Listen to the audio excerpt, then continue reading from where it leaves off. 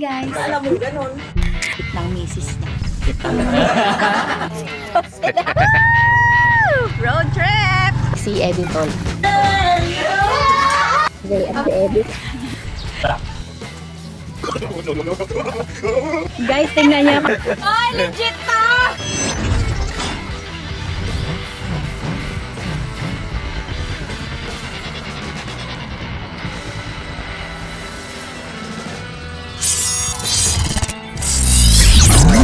So, ayun na nga mga meses. Sa tagal ng panahon, ngayon na lang ulit tayo nakabalik sa pag-aani. At ito pa ang nangyayari. Tignan mo naman, sino na naman ang kasama natin. Pag si Ate Dalia ang kasama mo, kung hindi sa pag ganun kadalahin, wawalain ka niya. Sa susunod talaga, i-research ko na yan. Kasi merong taniman ng repolyo dito sa bayan ng Rizal na nag-trending. Finiture siya, tapos ang daming lagi ko nakikita yung mga picture. Tapos sabi natin, Dalia, at gusto mo mag-ani? Okay, sige te, ani tayo. Tapos dapat ang bala ko pag malapit na, tsaka ako magpa-vlog, yung magpa-vlog ng view, ganyan.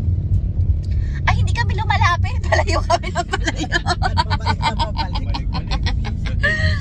Layo na namin kanina, tapos may napagtanungan doon, ay hindi, balik kayo. Sabi na gano'n, lampas na daw kami.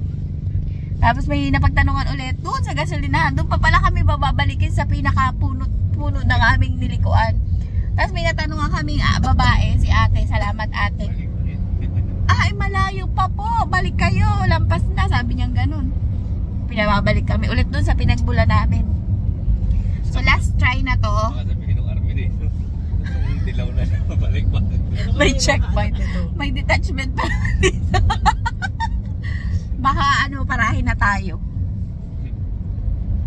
So ayun na nga, pabalik na ulit kami, last try na to. Pagka hindi namin natagpuan, uwi na talaga kami. Kasi wala na kami gasolina. Napakalayo din naman talaga, 1 oras na kami nasa biyahe.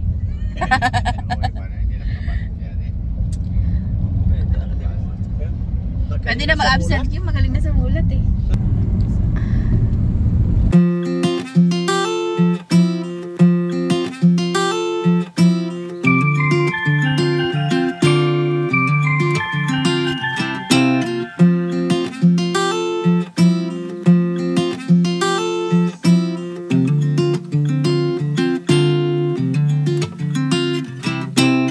Palagay ko malapit na kami. Last na balik na siguro namin to. Malapit na lumampas pa eh. Ito na, malapit na talaga. Dahan-dahan na lang ah.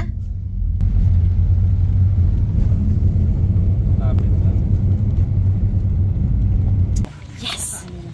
Natagpuan na namin. Nakahinga na ng maluwag si Ate Dalia. Kasi makukurot na ako, di ba? Naubos na yung energy. Ayaw niya na magbaba. Tayo lang natin yung may-ari. Tapos mag-ani na tayo.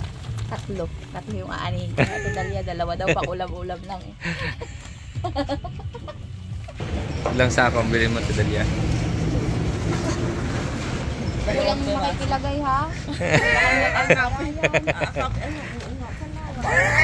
Isa lang kasi dyan sa bag mo. Sarado ako. Madami ba ako niya? 2, kaya Ate Dalia. Pang ulam-ulam lang. Dito ka lang? Naligaw-ligaw tuloy tayo. Mag-alis ah. Tara na. Yan mo lang. Kasi kasama ako dito. Kasi nakukurot na ako ng mga. Pag naiwan ka doon, lagot ka talaga. Puntahan na natin mga meses yung taniman. Doon o.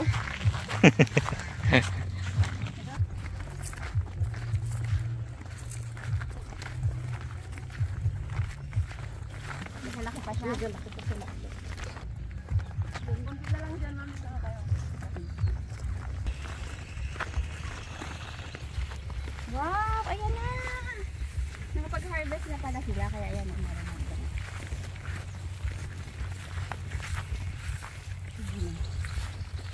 Ganda. Parang bulaklak.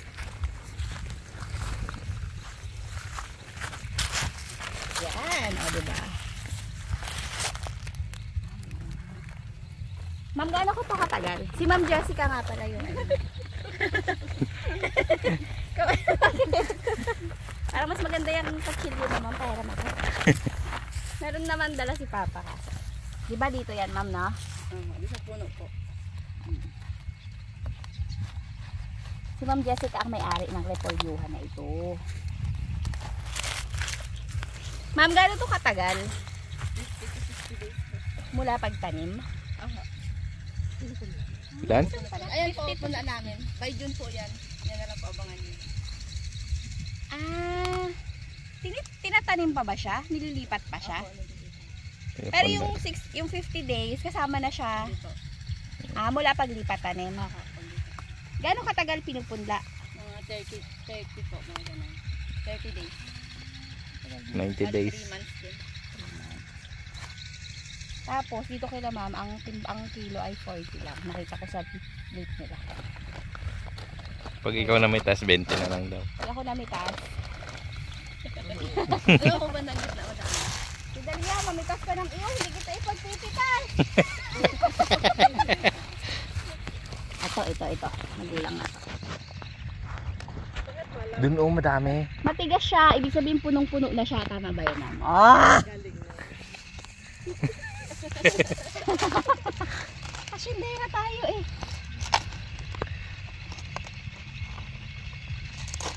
Mga meses, baka may mga nalalaman kayong mga natatagong mga ano dyan, asyenda.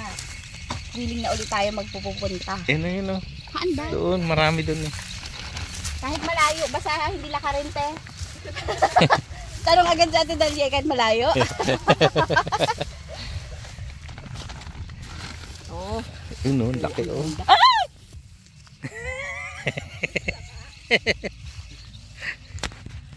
Kumakain ako ng palaka pero yung Hawaiian. Takot talaga ako. Oh no, oh no. No! Sama mo yan. No! At si Sir, oh. Hi Sir! Kaway ka naman Sir. Makikiani po kami. Sila ang may-ari. Ang magandang repolyuhan.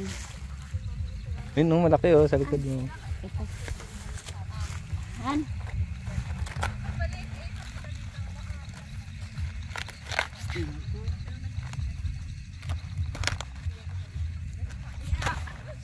Pinuntahan kasi itong taniman nila nung dati naming vice mayor na kaibigan na rin natin, si Kuya Rod.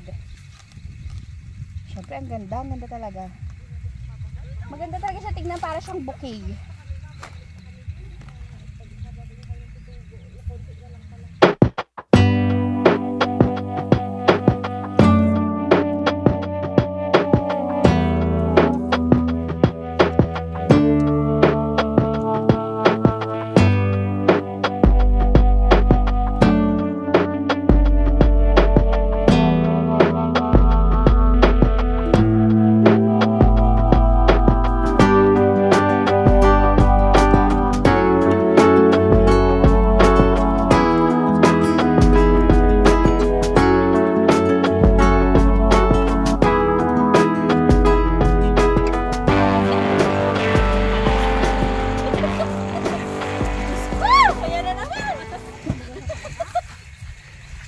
Hagisan mo baga, testingan mo ito dali. Oo. Yung luto, ayos lang sa akin. Ganda. So susunod, ano pang tatanim dito? Carrots yan, gaano na rin ang Occidental Mindoro. Broccoli. Broccoli. Meron na, ano Cauliflower yun. ay cauliflower pala yan. Kaani na rin ako ng cauliflower. Broccoli naman. Carrots hindi pa, no? Oo. Labanus, ganyan. Dapat tayong labanus. Kakain ka ba nun? Uy, nagkakain na ako nun. Basta ano, basta tambor. Ang isda masasawsaw. Tilapia. Ay, kasi marami naman siyang mahal. Lato nga. Nagkakain nga ako. Nagkakain ka ng lato. Hindi. Hindi ng klase. Burog kakain ka? Hindi. Si Mama. Ganda. Gaganda.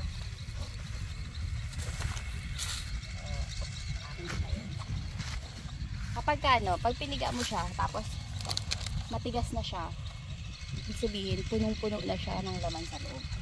Pwede na yun i-harvest. Galing ko na. Galing ko na. Talagang master na master ko ng ginagawa ko. Okay na, hindi na namin kayang bitbitin. Malayo-layo din. Let's go! So ayan mga mesas, nakauwi na tayo. Mga ilang araw na rin nakalipas after natin umani ng ating repolyo. At ito na sila. Sobrang dami. Actually, nakain na namin yung iba. So ngayon, ito yung time para magluto tayo. Actually, marami akong naiisip na recipe ng repolyo. Pero kasi ngayon, merong kapatid si Lola Mama na sumakabilang buhay.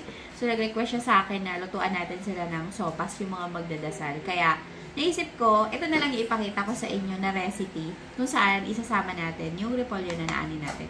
So, ito lahat yung mga repolyo. Mag-start na tayong maggayat dahil mag-alas 3 na, alas 6 yung dasal. So, ayan, makikita nyo, lupa-lupa pa yan. Pero, lininisan naman natin yan mamaya bago natin iluto. Kaya, huwag na kayong mag-alit.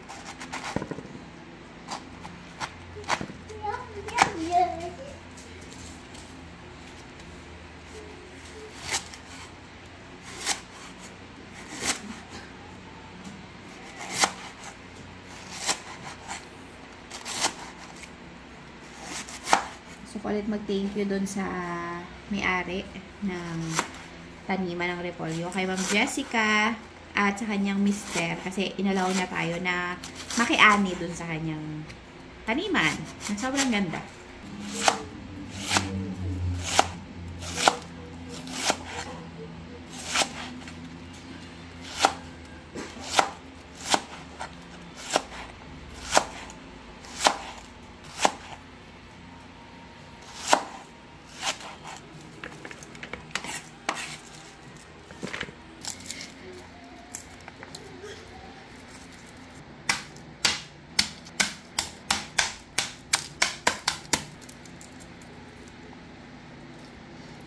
Yan yung aking isa.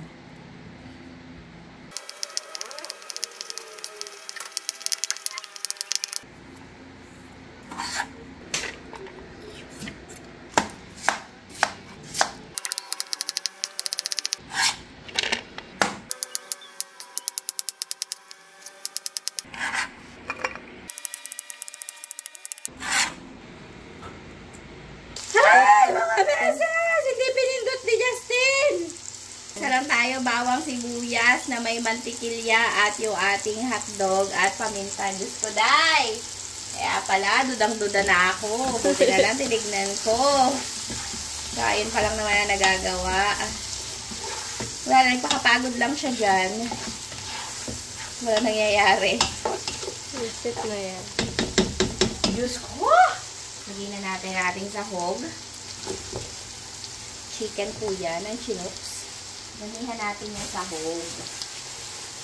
Kasi, yung mga nagdadasal sa, yung mga nagdarasal, mga ano man, yung mga volunteer, ang bayad yung mga yun. Sasarapan na lang natin, merienda nila.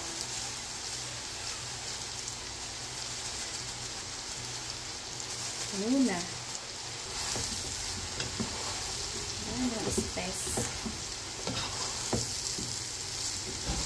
Lagyan natin ng asin. Ayan na natin dyan yung ating macaroni.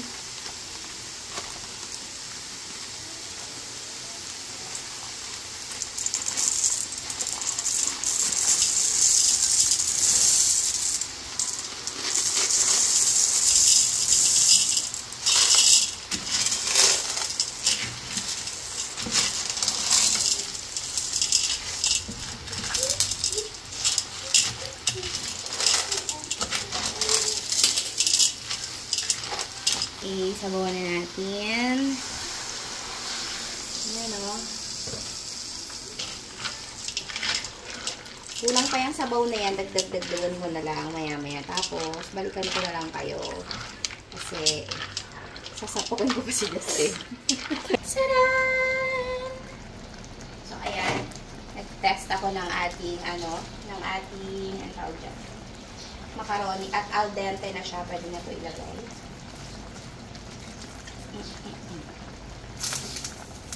Siyempre, damihan natin. Yan na yung inani natin ni Polio, damihan natin. Yan yung isa rin sa nagbibigay ng distinct na lasa ng sopas. Pag walang repolyo, kulang.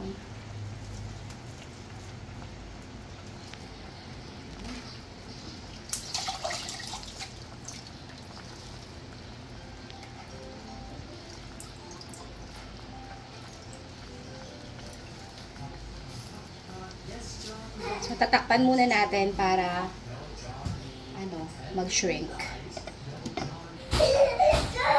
So, ayan mga meses, hinalo ko na at nagkasya pa rin naman siya. Ayan naman, lalagyan na natin ang dalawa nating final ingredients habang tumatawa si Ray. Special request yan para sinful. So, habang hinintay natin siyang malusaw, ay ilagay na rin natin ang isa pang importanteng ingredient, syempre. Yun, Pero gusto ko, patayin ko na yung apoy.